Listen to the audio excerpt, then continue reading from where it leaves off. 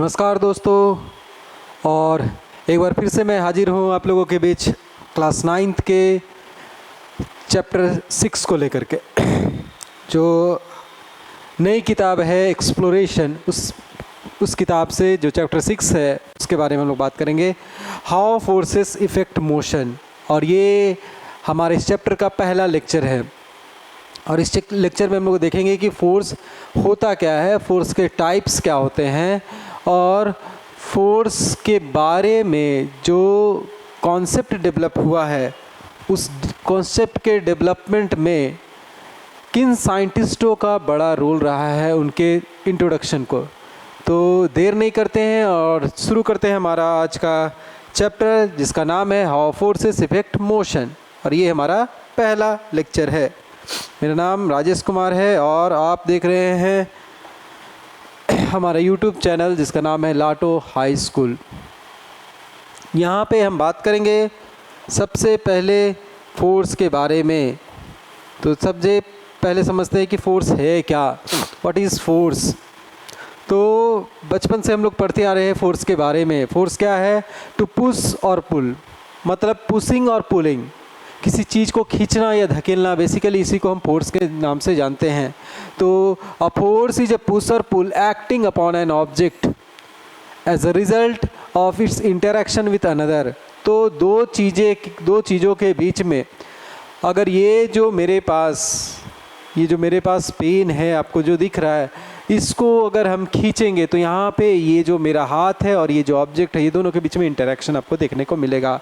तो ये जो ऑब्जेक्ट को हम खींच रहे हैं या ऑब्जेक्ट को हम धकेल रहे हैं, ये जो खींचना या धकेलना है, इसके लिए जिस फिजिकल क्वांटिटी को हम इस्तेमाल में लाते हैं वही है हमारा फोर्स। तो फोर्स क्या है? फोर्स को एक बार फिर से बात करें तो फोर्स इज अ पुश और pull acting upon an object as a result of interaction with another object. तो दो ऑब्जेक्ट है मेरे पास, एक यहाँ पे आपके पास पेन दिख रहा है, दूसरा जो मेरे पास मेरा हाथ है। अब ये जो फोर्स है ये बहुत इंपॉर्टेंट रोल प्ले करता है किसी भी ऑब्जेक्ट के रेस्ट में रहने के और मोशन में रहने के। तो रेस्ट में रहने और मोशन में रहने पे इसका एक बहुत बड़ा रोल है। मान लीजिए कि ऑब्जेक्ट जो है वो रेस्ट में है और हम इस पर एक फोर्स लगाएंगे, ये क्या होगा? मोशन में आ जाएगा। वहीं पे अगर कोई ऑब्जेक्ट चल रहा है और अगर हम उस पर फोर्स लगाए, उसको पकड़ ले, तो क्या होगा? वो रुकेगा। तो चलना और रुकना, इन दोनों में जो एक इम्पॉर्टेंट रोल प्ले करता है वो क्या है? वो है फोर्स। अब यहाँ पे बात करते, दो चीज़ें यहाँ पे देखने को मिल रही होगी आपको, एक स्टेट ऑफ रेस्ट और मोशन ऑफ द बॉडी। तो यहाँ पे दो तरीके के पार्ट आपको देखने को मिल रहे हैं, एक है स्टेट ऑफ रेस्ट और एक दूसरा जो पार्ट हम लोग पढ़ते हैं वो स्टेट ऑफ मोशन है। मतलब कोई ऑब्जेक्ट अगर रुका हुआ है तो हम उसको बोलेंगे कि वो स्टेट ऑफ रेस्ट में है, और अगर वो मोशन में है, मूव कर रहा है, मतलब वन प्लेस से अनदर प्लेस की तरफ वो अपने आप को लेके जा रहा है, डिस्प्लेस कर रहा है, या फिर जो है क्या पोजीशन में चेंज आ रहा है। अगर पोजीशन में चेंज आ रहा है टाइम के रिस्पेक्ट में तो हम बोलेंगे कि वो ऑब्जेक्ट मोशन में है, और इसी को बोला जाता है स्टेट ऑफ मोशन।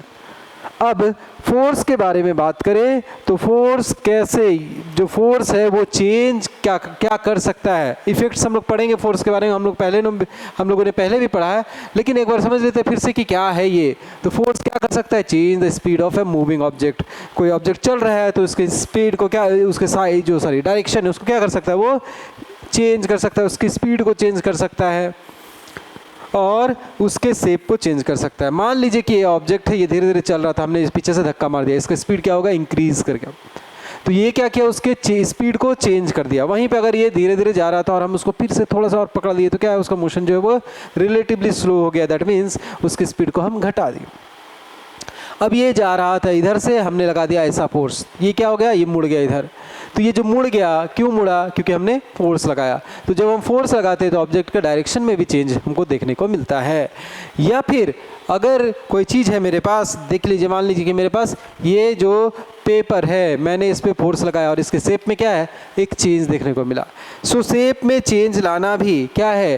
फोर्स का काम। मतलब फोर्स जो है वो ऑब्जेक्ट के मोशन में उसको जो है, जो अगर रेस्ट वाला है तो मोशन को रेस्ट में स्पीड को चेंज कर सकता है, चाहे वो बढ़ा सकता है, घटा सकता है, उसके डायरेक्शन में चेंजेस ला सकता है, या फिर उसके शेप एंड साइज को भी चेंज कर सकता है। तो इस तरीके से बहुत सारी चीज़ें जो है वो फोर्स कर पाता है। अब यहाँ पे फोर्स को हम लोग बोलते हैं force is a vector quantity. पिछले चैप्टर में हम लोगों ने पढ़ा है कि वेक्टर और स्केलर क्वांटिटी क्या है। तो वेक्टर किसको बोलते हैं, तो ऐसा जैसे यहाँ पे बात किया है कि वेक्टर क्या है, तो इसके पास क्या है, दोनों चीज़ें होती है, क्या, it has both magnitude as well as direction. जिसके पास दोनों चीज़ होती है, मैग्नीट्यूड और डायरेक्शन, वैसे फिजिकल क्वांटिटी को हम वेक्टर क्वांटिटी कहते हैं।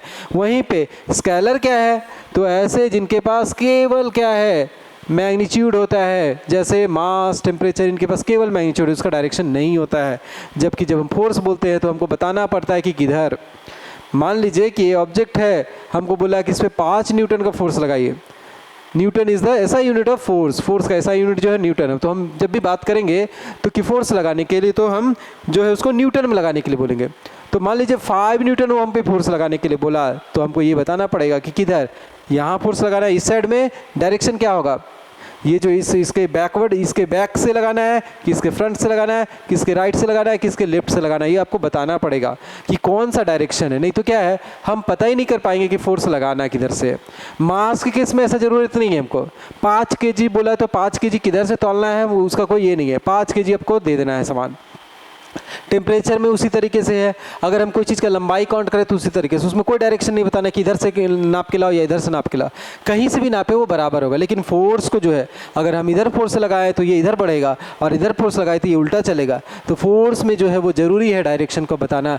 तो ऐसे फिजिकल क्वांटिटी जिसमें डायरेक्शन बहुत इंपॉर्टेंट रोल होता है, जो डायरेक्शन के बिना हम सही से नहीं काम कर पा सकते हैं या फिर उसको गलत कर लेंगे हम, तो ऐसी स्थिति, ऐसे फोर्स, ऐसे जो फिजिकल क्वांटिटीज हैं उनको वेक्टर फोर्स, वेक्टर के नाम से जानते हैं, वेक्टर क्वांटिटी के नाम से जानते हैं। अभी हम बात कर रहे थे कि क्या है फोर्स का ऐसा यूनिट, फोर्स का ऐसा यूनिट है न्यूटन। सॉरी, यहाँ पे न्यूटन जो है वो स्मॉल में होगा। एक चीज़ आप समझ लीजिए कि जब भी हम लोग लिखते हैं यूनिट्स, तो यूनिट्स का जो है, यूनिट्स को हम लोग स्मॉल लेटर में लिखते हैं। रिप्रेजेंटेशन जो उसका सिंबल होता है वो कैपिटल लेटर में होता है। लेकिन अगर यहीं पे साइंटिस्ट का नाम है तो साइंटिस्ट का नाम को हम लोग कैपिटल लेटर से ही लिखेंगे। तो स्मॉल लेटर से लिखने का मतलब क्या है कि वो यूनिट को रिप्रेजेंट कर रहा है, और कैपिटल लेटर से लिखने का मतलब क्या है कि वो उस साइंटिस्ट के नाम को रिप्रेजेंट कर रहा है। अब 1 न्यूटन क्या है, एक बार फिर से गड़बड़ हो गई यहीं पे। 1 न्यूटन क्या है, तो 1 newton is defined as the force required to accelerate of 1 kilogram at the rate of 1 metre per second square. यहाँ पे हम समझ लेते हैं फिर से कि क्या है 1 न्यूटन का मतलब क्या है। तो 1 kg का कोई सब्सटेंस को हमको 1 metre per second square, sorry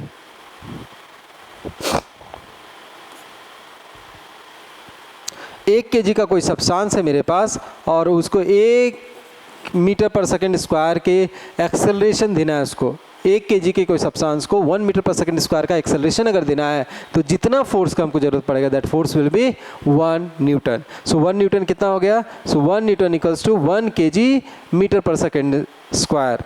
तो ये है मतलब 1 kg के कोई सब्सटेंस को अगर हम 1 मीटर पर सेकेंड स्क्वायर के एक्सेलरेशन देना चाहते हैं तो हमको जो फोर्स लगाना पड़ेगा दैट विल बी 1 न्यूटन। इसको हम लोग देखेंगे कि आगे ये कैसे आया, ये न्यूटन के सेकेंड लॉ ऑफ मोशन से आता है। लेकिन अभी हम यहाँ पे न्यूटन चूंकि यूज़ में आया है तो हम उसको डिफाइन कर दे रहे हैं कि उसका मतलब क्या होता है। फिर से हम लोग इसको दोबारा रिवाइज करेंगे या फिर उसको जो कहाँ से आया वो हम लोग देखेंगे। सो नेक्स्ट क्या है, तो अब ये बात करें तो हम लोग स्केलर क्वांटिटी और वेक्टर क्वांटिटी। तो स्केलर क्वांटिटी किसको बोल रहे हैं और वेक्टर क्वांटिटी क्या है, तो स्केलर क्वांटिटी में बोले क्या कि ऐसा फिजिकल क्वांटिटी, फिजिकल क्वांटिटीज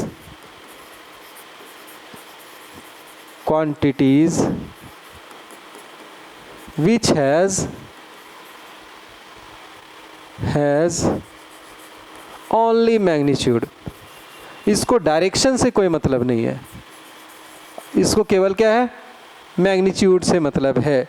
ठीक है, मैग्नीट्यूड यहाँ पे जैसे क्या है स्पीड, तो स्पीड में क्या है हम बात करते हैं कि यहाँ पे वो जो आदमी है 50 के स्पीड से चल रहा है, हमको नहीं बताना है कि 50 के स्पीड से चल रहा है कि वो नॉर्थ साइड चल रहा है कि साउथ साइड चल रहा है कि ईस्ट साइड चल रहा है कि वेस्ट साइड चल रहा है। हमको केवल इतना ही बताना है कि वो 50 के स्पीड से चल रहा है। लेंथ के बारे में बात करें तो क्या है, लेंथ भी हम मेज़र करते हैं। अगर इसका लेंथ मेज़र करना है तो हम इधर से मेज़र करें या इधर से मेज़र करें वो बराबर ही आएगा, उसमें कोई चेंज नहीं होने वाला है।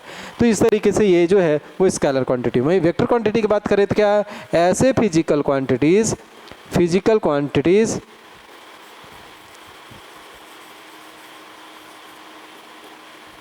विच हैज़ बोथ, जिनके पास दोनों चीज़ें होती है। क्या क्या? Both magnitude as well as direction.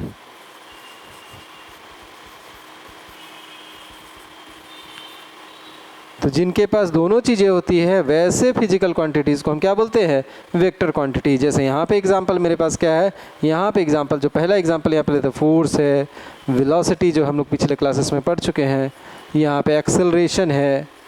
तो ये सब चीज़ों के साथ क्या है, यहाँ पे जुड़ा रहता है क्या, जो है उसका डायरेक्शन। अगर हम डायरेक्शन नहीं बताए तो हम गड़बड़ कर नहीं ये कर पाएंगे।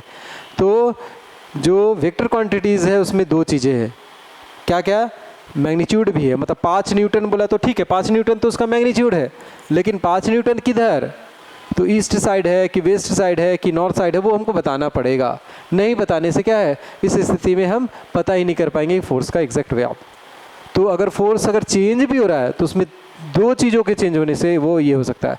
फोर्स का अगर मैग्नीट्यूड चेंज कर दिए, मतलब ये 5 के बदले अगर 4 कर दिए तो फोर्स चेंज हो गया, और अगर ईस्ट के बदले वेस्ट कर दिए, 5 को 5 ही रहने दिए, ये वेस्ट कर दिए, तब भी क्या है, फोर्स बदल गया, फोर्स जो है वो अलग हो गया, डिफरेंट हो गया।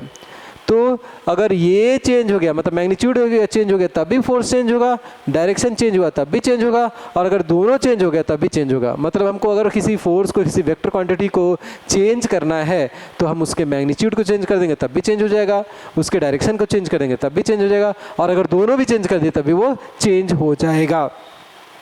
तो ये है स्केलर और वेक्टर क्वांटिटी। कुछ यहाँ पे एक कंपैरिजन चार्ट है हमारे पास, देखिए क्या है। तो देखिए यहाँ पे जो पहला इंट्रोडक्टरी पार्ट बोले कि स्केलर कहते हैं किसको, physical quantity with magnitude only, जिनके पास केवल मैग्नीट्यूड होता है उसको क्या बोलते हैं, स्केलर क्वांटिटी। जिनके पास दोनों होता है, both value and direction, both magnitude and direction, उसको बोलते हैं वेक्टर। इसको कैसे, केवल इसको मैग्नीट्यूड से डिफाइन करते हैं, जबकि इसके पास डायरेक्शन और मैग्नीट्यूड दोनों होता है। ये वन डायमेंशनल क्वांटिटी है, जबकि ये मल्टी डायमेंशनल क्वांटिटीज होता है। ठीक है, इसको एक तरफ ही हम काउंट करते हैं, जबकि यहाँ पे मल्टी डायमेंशनल क्वांटिटी के नाम से उसको जानते हैं।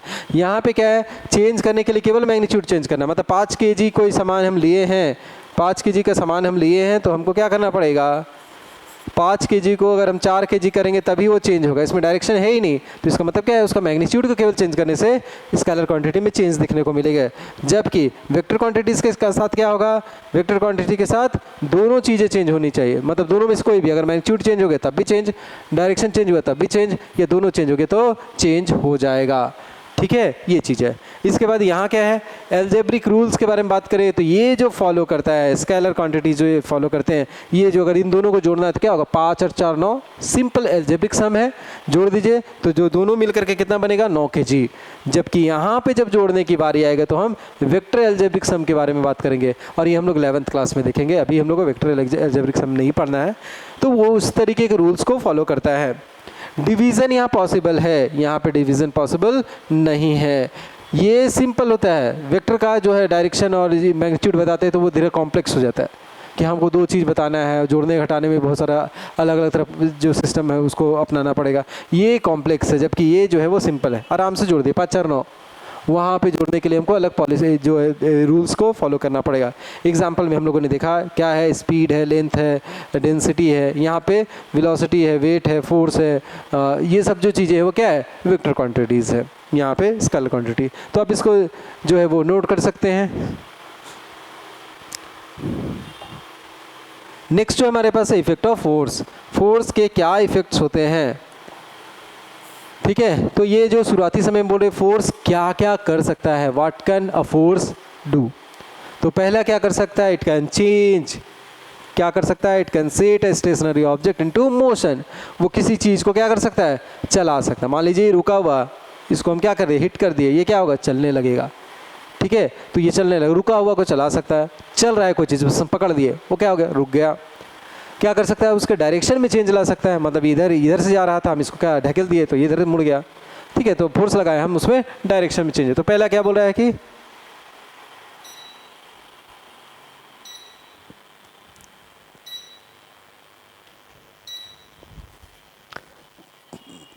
एक मिनट